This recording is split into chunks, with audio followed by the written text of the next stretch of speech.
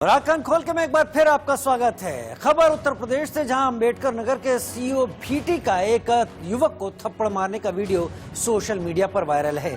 सड़क जाम कर रहे लड़के को सीईओ भीटी रुक्मणी वर्मा ने थप्पड़ जड़ दिया, लेकिन सीईओ द्वारा थप्पड़ मारते ही लोग और भड़क गए।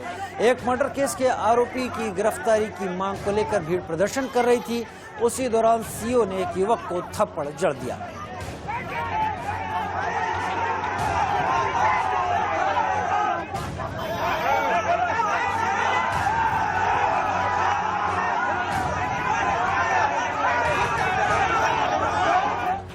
खबर महाराष्ट्र से, जहां पर कोरोना के बढ़ते ग्राफ के बीच नांदेड़ से हैरान करने वाली खबर सामने आई। होली के मौके पर पुलिस टीम पर यहां हमला बोल दिया गया, क्योंकि पुलिस ने होला मोहल्ला जुलूस को रोकने की कोशिश की। गुरुद्वारे से निकली भीड़ ने तलवार, पत्थर और डंडों से पुलिस वालों पर हमला बोल दिया। कोरोना के बढ़ते खतरे को देखते हुए इस जुलूस की महाराष्ट्र पुलिस द्वारा परमिशन नहीं दी गई थी, लेकिन रोके जाने पर उपद्रवियों ने एसपी और डीएसपी की गाड़ी पर भी हमला कर दिया। इस हमले के दौरान महिलाएं भी पथराव करती हुई नजर आईं।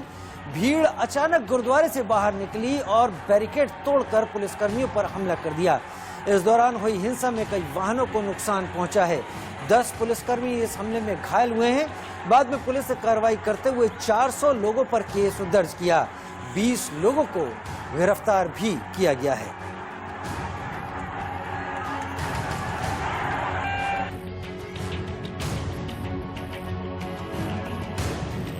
हमला किया गया वो निंदनीय है।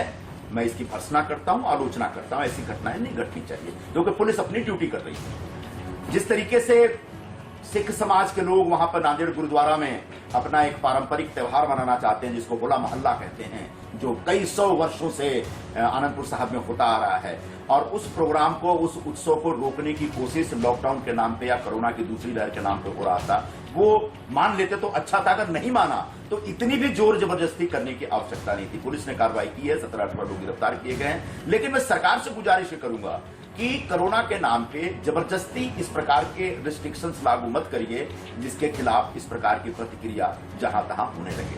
अगर जबरदस्ती आप करेंगे तो कहां किस किस को रोकेंगे। हालांकि ये दुर्भाग्यपूर्ण घटना है, लेकिन ऐसी घटनाओं से अगर बचना है तो निश्चित तौर पर सरकार को भी संवेदनशीलता दिखानी चाहिए।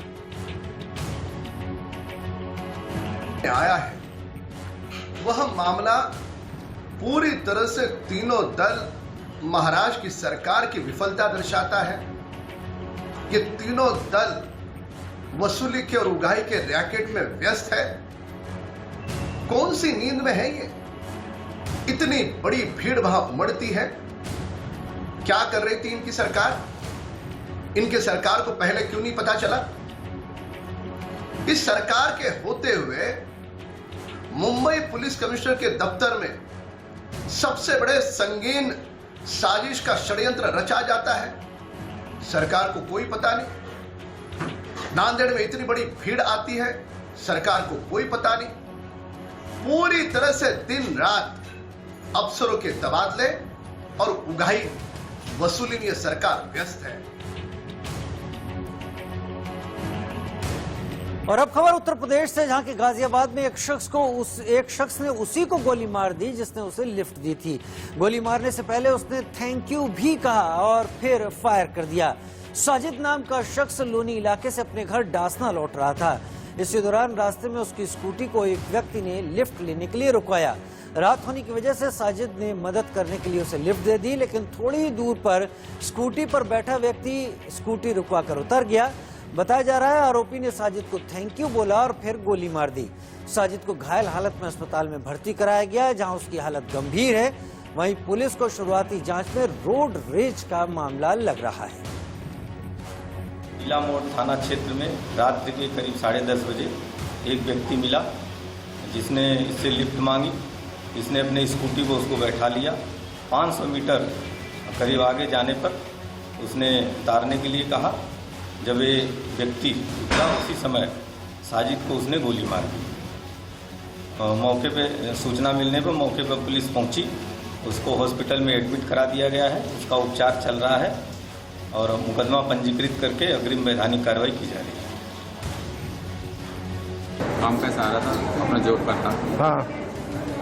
तो कोई लड़का मिला था, हमने कहा कि मुझे आगे छोड़ देना, लिफ्ट मांगी उसने। हमने कहा कि ठीक है। थोड़ी दूर चलने के बाद कहने लगा कि यार मेरे 2 भाई और जा रहे हैं, इन्हें भी बैठा लो। लोग ठीक है। उसके बाद ये जो था, हाँ, फिर स्कूटी रोकी।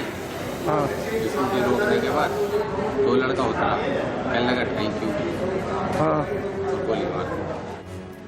और अब इस वक्त बड़ी खबर आ रही है महाराष्ट्र से, जहां पर परमजीत सिंह मामले में जांच के आदेश दे दिए गए हैं। महाराष्ट्र सरकार ने रिटायर्ड जज को ये जांच सौंप दी है। 6 महीने में ये जांच रिपोर्ट देनी होगी। कैलाश चांदीवाला की अगुवाई में ये जांच की जाएगी। आपको याद होगा परमवीर सिंह पूर्व पुलिस कमिश्नर मुंबई, जब उनको पद से हटाकर डीजी होमगार्ड बनाया गया, उसके बाद उन्होंने एक खत लिखा और ये खत मुख्यमंत्री उद्धव ठाकरे को संबोधित था। इस खत की कॉपी उप मुख्यमंत्री अजीत पवार को भी भेजी गई थी और इसमें उन्होंने गृह मंत्री अनिल देशमुख पर गंभीर आरोप लगाए थे। ये तक आरोप लगाए थे कि इस पूरे कांड में 100 करोड़ तक की उगाही की बातें सामने आती हैं, जो पुलिस के जरिए करवाने की कोशिश की जाती है। और सुएज नहर में फंसे मालवाहक जहाज की बात कर लेते हैं। एवर गिवन कड़ी मशक्कत के बाद निकल गया है। इस जहाज के सभी क्रू मेंबर भारतीय हैं। जहाज के फंसने से सुएज नहर का रास्ता हफ्ते भर पहले से ब्लॉक था और अनुमान है कि इस दौरान करीब $60 अरब का नुकसान हुआ है। व्यापार के लिहाज से बेहद अहम माने जाने वाली स्वेज नहर में करीब 400 मीटर लंबा और 59 मीटर चौड़ा ये जहाज इस तरह अटका था कि वहां से किसी और जहाज का गुजरना नामुमकिन था। 193.3 किलोमीटर लंबी स्वेज नहर भूमध्य सागर को लाल सागर से जोड़ती है और इसी रास्ते दुनिया के करीब 30% शिपिंग कंटेनर गुजरते हैं। पूरी दुनिया के 12% सामानों की ढुलाई भी इसी नहर के जरिए होती है। हर साल इस रास्ते से 19,000 जहाज गुजरते हैं। करोड़ों बैरल कच्चा तेल और LNG भी इसी रास्ते से ढोई जाती है। एवर गिवन चीन से माल लादने के बाद नीदरलैंड के पोर्ट रॉटरडैम के लिए जा रहा था। इसी दौरान उसने हिंद महासागर से यूरोप जाने के लिए स्वेज नहर का रास्ता अपनाया था, लेकिन एवर गिवन यहाँ से गुजरते हुए बीचों बीच जाकर अटक गया और फिर दुनिया भर में अफरा तफरी मच गई, क्योंकि इसकी वजह से करीब 350 जहाजों का रास्ता बंद हो गया। लेकिन कड़ी मशक्कत के बाद आखिरकार एवर गिवन को यहाँ से निकालने में कामयाबी मिली और ये मुमकिन हुआ एक विशाल जहाज की वजह से, जिसने एवर गिवन जहाज के नीचे से बालू निकाला। बालू निकालने के बाद जहाजों को खींचने वाले टगबोट का इस्तेमाल किया गया। साथ ही छोटे जहाजों की मदद से एवर गिवन के नीचे से रेत और कीचड़ को निकाला गया। एक अच्छी बात ये हुई कि इसी दौरान समंदर में ज्वार आया और पानी ज्यादा होने से फंसा हुआ ये जहाज आगे बढ़ गया।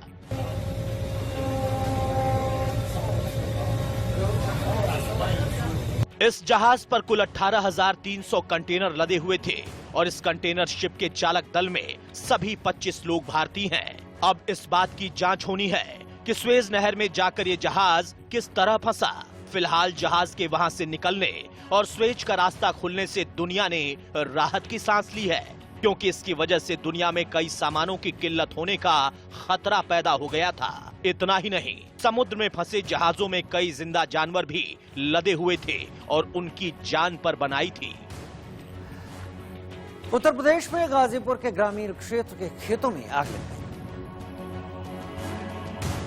उत्तर प्रदेश में गाजीपुर के ग्रामीण क्षेत्र में कई खेतों में भयंकर आग लग गई। इस घटना में फसल के जल जाने से किसानों को भारी नुकसान पहुंचा।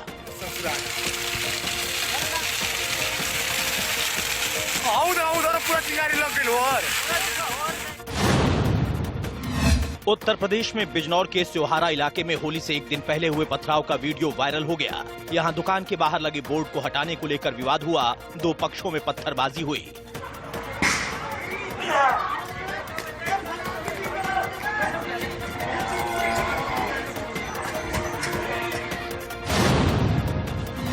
उत्तर प्रदेश में सहारनपुर के थाना सदर बाजार स्थित स्टार पेपर मिल में भयंकर आग लग गई। आग लगने के कारणों का पता नहीं चल पाया।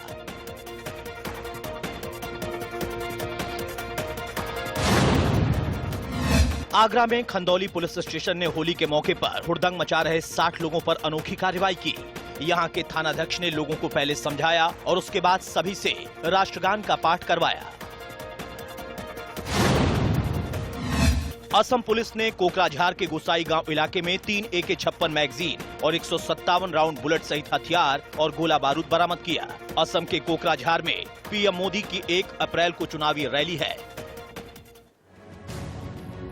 और अब बात कर लेते हैं कोरोना मामले की। और दरअसल गिरफ्तारी के बाद एक कनेक्शन सामने आया और अब इस वक्त की खबर यह है कि कोरोना मामले को लेकर हम बात करें तो देश में कोरोना का ग्राफ बहुत तेजी के साथ आगे बढ़ रहा है और रफ्तार कोरोना की काफी तेज है। हम आपको ग्राफिक्स के जरिए समझा देते हैं कि आखिर क्या स्थिति है। पूरे देश में पिछले 24 घंटे में कोरोना वायरस के संक्रमण से करीब 56,211 नए मामले सामने आए। देश में कुल कोरोना से 271 लोगों की कल मौत हो गई। हालांकि 37,028 लोग ठीक भी हुए। देश में कोरोना के कुल एक्टिव केस 5,40,720 हैं इस वक्त। और रिकवरी रेट की अगर बात करें तो भारत में इस वक्त कोरोना का रिकवरी रेट 94% है। इस वक्त 1,62,000 लोगों की कुल अब तक मौत हो चुकी है। चिंता की बात यह है कि देश में यूके वेरिएंट के 807 मरीज भी हैं जो सबसे खतरनाक वेरिएंट माना जाता है, जबकि दक्षिण अफ्रीकी वेरिएंट के 47 मरीज हैं और ब्राजील के वेरिएंट का 1 मरीज देश में मौजूद है। देश के 10 जिलों की बात कर ले तो इन 10 जिलों में सबसे ज्यादा मामले जिनमें पुणे, मुंबई, नागपुर, ठाणे, नासिक, औरंगाबाद, बेंगलुरु, नांदेड़, दिल्ली, अहमदनगर शामिल हैं। खतरा बड़ा है लेकिन लोग लापरवाह हैं। सरकारें अपील कर रही हैं लेकिन लोग नियम मानने को तैयार नहीं हैं। तो न होली में कोई नियम, न रैली में किसी तरह का कोई डर दिखाई पड़ रहा है, न बाजार में कोई फिक्र है, न सोशल डिस्टेंस की टेंशन है और न मास्क की जरूरत। दरअसल कोरोना के बढ़ते आंकड़े लापरवाही के बढ़ते हुए आंकड़ों की तरह हो गए हैं। और महाराष्ट्र में कोरोना से हालत बेकाबू है और पूरे राज्य में जल्द लॉकडाउन की अटकलें भी तेज हो रही हैं। मंत्री असलम शेख से बात की हमारे संवाददाता अभिषेक शर्मा ने। लगातार मरीज भी बढ़ते जा रहे हैं और अब बात आ पड़ी है कि महाराष्ट्र में पूरी तरीके से लॉकडाउन लगा दिया जाए। हमारे साथ बात करने के लिए महाराष्ट्र के मंत्री असलम शेख साहब मौजूद हैं, मुंबई के गार्डन मिनिस्टर भी हैं। सब क्या कहेंगे जिस तरीके से लगातार कोरोना के केसेस बढ़ते जा रहे हैं। अब बात आ चुकी है कि अब इससे संभलने वाला नहीं है, लॉकडाउन लगा दिया जाए। नहीं, बिल्कुल ऐसी बात नहीं है कि संभलने वाला नहीं है, बिल्कुल संभला हुआ है। मुंबई शहर के पास आज भी बहुत नंबर से हजारों की संख्या में बेड्स अवेलेबल है, आईसीयूज अवेलेबल है, वेंटिलेटर्स अवेलेबल है, हमारे पास एम्बुलेंस अवेलेबल है। हमने लॉकडाउन इसलिए रात को लगाया कि ताकि केसेस को दबाया जा सके और लोग बेफजूल रात को बाहर ना निकले। और आज की स्थिति में जो है वो कंट्रोल में है। लेकिन अगर केसेस बहुत ज्यादा बढ़ गए, आज 5,000 है, 5 से 7 हुए तो भी ठीक है, 8 हुआ तो 10,000 तक का तो महानगर पालिका की और हमारी तैयारियां हैं। उसके अगर आगे निकलता है या हाथ से बाहर निकलता तब हम सोचेंगे लॉकडाउन करना है कि नहीं करना है। लेकिन लोगों को इस तरीके से अगर केसेस बढ़े तो लॉकडाउन हो भी सकता है, उसके लिए तैयार रहना चाहिए। तो लेकिन डेली, सही कहा आपने, लेकिन डेली जिस तरीके से मुंबई में 6,000 7,000 के आसपास पेशेंट पहुंचने जा रहे हैं और उसके अलावा पूरे महाराष्ट्र में 40,000 के आसपास फिगर पहुंच गया है, लगता नहीं कि पिछले साल का खतरा जो लॉकडाउन की स्थिति थी वह बहुत ज्यादा जरूरत उतने केसेस की एक्सपेक्टेशन तो सरकार की थी, महानगर पालिका की तरफ से थी कि जब ये स्प्रेड हुआ है कम्युनिटी स्प्रेड हुआ करके इतने सारे केसेस आ रहे हैं, उसकी तैयारी हमारी थी। उसी हिसाब से हमने बेड्स वगैरह अवेलेबल करके लिए।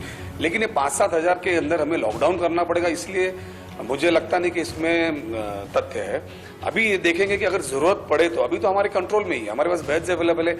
आज भी हमने 80 के करीब जो है प्राइवेट हॉस्पिटल्स को जो है हमारे इसमें लिया हुआ है, प्लस उससे पहले हमने कई प्राइवेट हॉस्पिटल्स के 80% बेड हमारे पास लिए हुए हैं। तो मुझे लगता नहीं कि आउट ऑफ कंट्रोल जाने की बात है। लेकिन जिस तरीके से केसेस लगातार बढ़ रहे हैं साहब, कि लगातार इस पर मामले पर मांग हो रही है, क्योंकि एक तरफ आप लोग कर रहे हैं, मतलब मांग की जा रही है कि लॉकडाउन लगाने की बात तैयार रहो, वहीं तमाम लोग विरोध कर रहे हैं, बीजेपी से लेकर अन्य महिंद्रा से लेकर आपकी पार्टी खुद कांग्रेस के संजय निरुपम का बयान आया कि इस पर लॉकडाउन नहीं लगाना चाहिए। नहीं, लॉकडाउन तो लगाने की मानसिकता सरकार की पहले से नहीं, पहले दिन से मुख्यमंत्री जी कह रहे हैं, हम लोग सब मिलकर कह रहे हैं कि भाई जरूरत हो तो बाहर निकले, काम हो तो बाहर निकले, लॉकडाउन से टालो। और लगातार केस बढ़ रहे हैं देश की आर्थिक राजधानी मुंबई में, जहां पर अब आंकड़ा जो है वो दोबारा हर रोज के दरमियान बढ़ रहा है। लेकिन पिछले 24 घंटे में लगातार 3 दिनों से बढ़ रहे केसेस में थोड़ा झुकाव देखने को मिला, जहां लगातार 2 दिनों से 6,000 और 7,000 के करीब कोरोना के केसेस पहुंच गए थे। वहीं पिछले 24 घंटों में मुंबई में 5,888 केस सामने आए हैं। फिलहाल हम खड़े हैं मुंबई की दादर सब्जी मंडी में, जहां की ग्राउंड रिपोर्ट्स आपको दिखाएंगे कि किस तरह से नाइट कर्फ्यू के बाद दिन में जब अब मार्केट देर से लग रहे हैं, जिसके चलते एक ओवर क्राउडिंग का माहौल भी यहाँ पर देखने को मिलता है। ना सिर्फ यहाँ पर आप देखेंगे कि कुछ सब्जी वाले जो हैं वो मास्क नहीं पहनते, बल्कि कुछ ऐसे लोग भी हैं जो खरीदार हैं और मास्क नहीं पहनते हैं। ये आप सब्जी मंडी की शुरुआत में देख रहे हैं, जहां पर अब नाइट कर्फ्यू जो रात के 8 बजे से लेकर सुबह 7 बजे तक लगाया है, जिससे कि न सिर्फ विक्रेताओं पर असर हुआ है, बल्कि कहीं ना कहीं कोरोना की स्थिति में भी गंभीर बदलाव तस्वीरें देखने को मिलती हैं। फिलहाल आपको सब्जी मंडी की जो एक झलक है वो रोड के दूसरी तरफ की भी दिखाएंगे, क्योंकि यहाँ पर हमेशा ना सिर्फ ट्रैफिक होती है बल्कि लोगों की ट्रैफिक भी यहाँ काफ़ी ज़्यादा बड़े स्तर पर देखने को मिलती है। आप देख पाएंगे किस तरह से जो सब्जी मंडी में लोग हैं, कुछ लोग जो ऐसे हैं यहीं पर बिना मास्क के बैठे नज़र आएंगे आपको। फिलहाल इनसे भी एक बार जानने की कोशिश करेंगे कि आखिर बिना मास्क के पहनना क्या लॉकडाउन को इनवाइट देना है। भैया, आप लोगों ने किसी ने मास्क नहीं पहना है, क्या कहना चाहेंगे? आप भी अभी लगाए? नहीं लगाया। आपने अभी लगाया, मैंने कैमरे पर देखा। एक कहना गलत नहीं होगा, यहाँ पर कई सारे ऐसे आपको लोग मिलेंगे जो कि मुंबई में फिलहाल बीएमसी और सीएम यानी कि पूरे प्रशासन द्वारा दी गई हिदायत के बाद भी अभी भी राजी नहीं है इस चीज़ से कि सिर्फ मास्क पहनने और सोशल डिस्टेंसिंग मेंटेन करें। हालांकि लगातार कोरोना के जो केसेस बढ़ रहे हैं उसमें मुंबई का आंकड़ा एक बार फिर से ज़्यादा बढ़ गया है, जिसके चलते ही नाइट कर्फ्यू पूरे महाराष्ट्र में लगा है। और फिलहाल बता दें कि सीएम ने साफ कह दिया है कि अगर नाइट कर्फ्यू को फॉलो नहीं किया गया, अगर कोरोना के केसेस में कहीं भी रोकथाम नहीं लगी या केसेस कम नहीं हुए, तो जल्द ही मुंबई कर अपने आप में को लॉकडाउन की स्थिति में देख सकते हैं। कैमरा पर्सन गणेश झुंगाले के साथ शिवानी मिश्रा, इंडिया न्यूज मुंबई। आंखें खोल कर फिलहाल इतना ही। नमस्कार।